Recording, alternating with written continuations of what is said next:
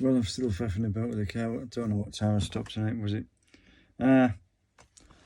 Possibly 9 or 10 o'clock. It's after 10 now, but I don't know. But I've worked all day on it. I've got the fuel pump to work.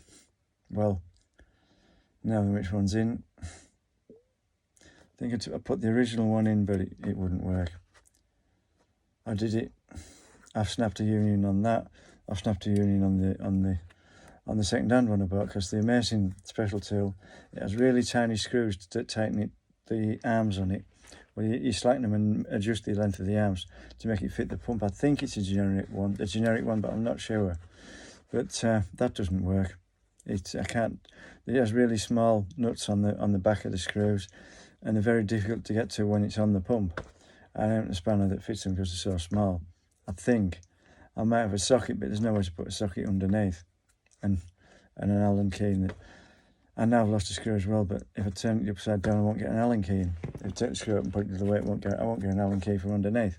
It's almost impossible to adjust, but the traditional way of tapping the plastic ring gently with hammer and chisel does the job, as long as you don't get too enthusiastic, because you snap the plastic tabs off. But I've got it back on, and I've got it working. But what was the problem with the it's the original one that's in now, isn't it? I think I can't remember. I've swapped them so many times, but the after sales one I got never did work. But it possibly could be that it was the wrong pressure, or there's a voltage problem somewhere. There still is, but there was a leak on the one that was in this morning, and it's like a little air filter on it, and the tab on the cover was broken. I swapped the covers and the filters, and that secured that leak.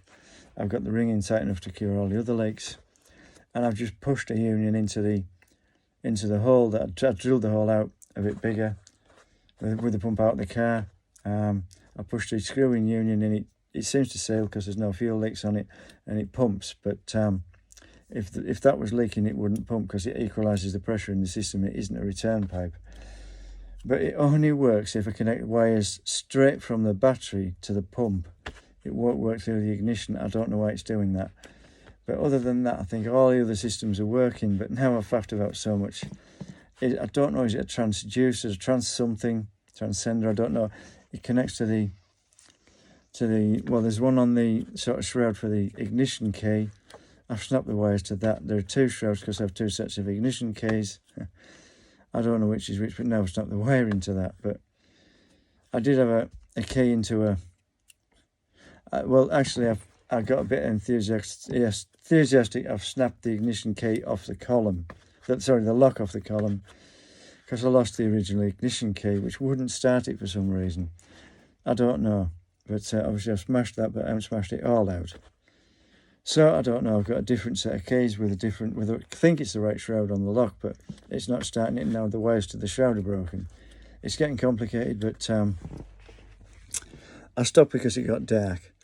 But with the right ignition key, it doesn't seem to work, or the wrong... Well, I've lost that ignition key, but it didn't work anywhere.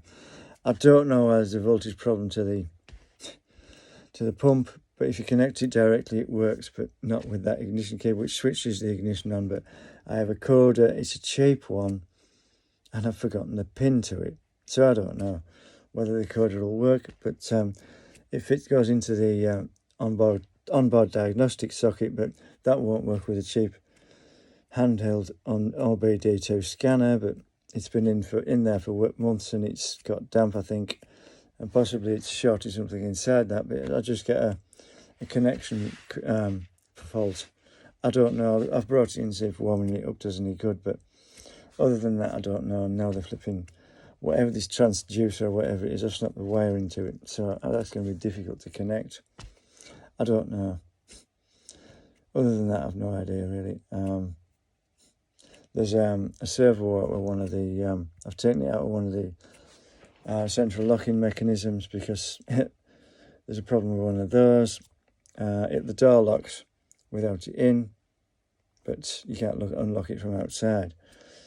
But I brought it in and connected it to a car battery. It seemed a bit confused, but eventually got it working. Could just be that there's dampness in it. and I've tried it out. I don't know, I haven't refitted it, but I haven't had time. And of course the not central locking, the immobiliser goes through that circuit. So I don't know. I don't think there's any blown fuses. I've checked all that. The cigar lighter isn't in. I can't find it. It's not in the. It shouldn't be in the centre console. It should be in the dashboard, which is in the back garden. I've taken it out and put it somewhere and I can't find it. I've shorted the terminals on that. It didn't seem to make any difference. Other than that, there's an air conditioning connector out, but there isn't air conditioning on that car, so that shouldn't affect it.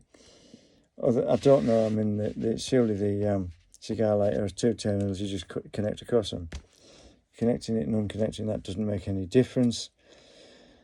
As far as I know, that's the only other thing on the immobiliser circuit, the central locking and the cigar light. I don't think there's any more on that circuit, so I don't know. But it could be that the keys weren't coded and I can't do that right now. And I can't get it towed to a garage, I don't think, to get that done. Other than that, can't really think of anything. No, because it has that engine. I've had that engine started with the right ignition key, but suddenly it won't start for no apparent reason. I've had the engine out because it was mounted with an empty gearbox case. I put it back in. But I haven't had it started since I did that because I've checked all the gears in the gearbox, running it backwards and forwards with that engine. So I just don't know. It's getting silly and I'm getting tired and I'm fed up and I don't know. And I've had problems with the phone, but I fixed that because I've been on all day. But the car, it's calmed me down, but I don't know what's wrong with it and why it isn't starting, but there shouldn't be any reason, but there is. It could just be dampness in the circuits, which I doubt because, well, it's going to get worse now, but other than find some sort of heater or something to warm it up and dry it out, I don't know, but the length of time it's been stood since I've started it, I don't think it should be a problem, but don't know. I've given up for the moment. It's about 11 o'clock at night, and I'm just too tired to do it now.